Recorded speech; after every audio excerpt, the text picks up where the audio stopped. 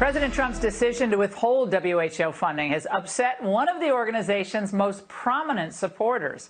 Well, that's Microsoft founder Bill Gates, tweeting in part, halting funding for the WHO during a world health crisis is as dangerous as it sounds. The world needs them now more than ever. Well, the truth is the group actually needs Gates more than ever. With the U.S. taking a pause, he'll now be their largest active donor. That's right, 1 out of every 10 bucks that the WHO gets is from the world's second wealthiest man. So should we be concerned about how much one man has maybe an outsized influence with an obviously corruptible entity such as the WHO? Joining me now is Cheryl Shumley, who is the Washington Times opinion editor, has been writing up a storm about all this. Cheryl, is all that money from Gates influencing how the WHO operates? Definitely. And thanks for having me, Laura, to talk about this issue that's really fallen under the radar.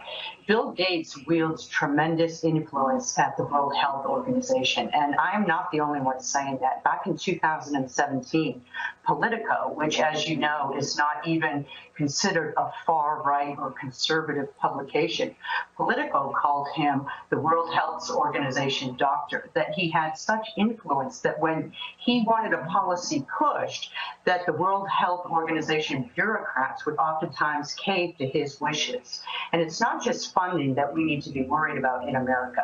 This is an unelected guy who really has no political affiliation with America, and yet he has been given a huge platform to push what I view as anti-American policies based on coronavirus figures. Yeah. And this is something that he's not going to be held accountable to by voters.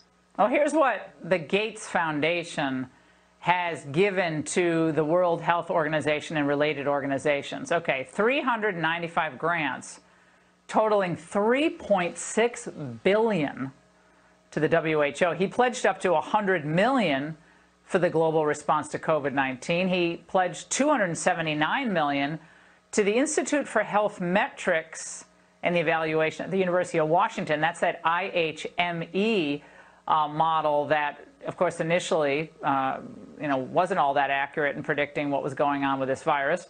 It's more accurate now with all the new data. And he gave $13.5 million in grants to the CDC Foundation. People think the CDC is just kind of an independent government agency, but they get money from the Gates Foundation. So it seems like Gates has his hand in pretty much everything pandemic-related, Cheryl. Well, here's an interesting tie. So Bill Gates, for the longest of times, wanted to have the World Health Organization declare coronavirus a pandemic. And the World Health Organization did not want to do that. So a day after Bill Gates, through his foundation, announced an infusion of $50 million into something called the Therapeutic Accelerator to help fight coronavirus and find a vaccine, much of that money to go toward the World Health Organization. One day after that announcement, the World Health Organization Secretary General came out and declared coronavirus a pandemic. Unbelievable. So Cheryl, we'll be on this, and thank you for staying on this, and we've really enjoyed your pieces on this. We'll have you back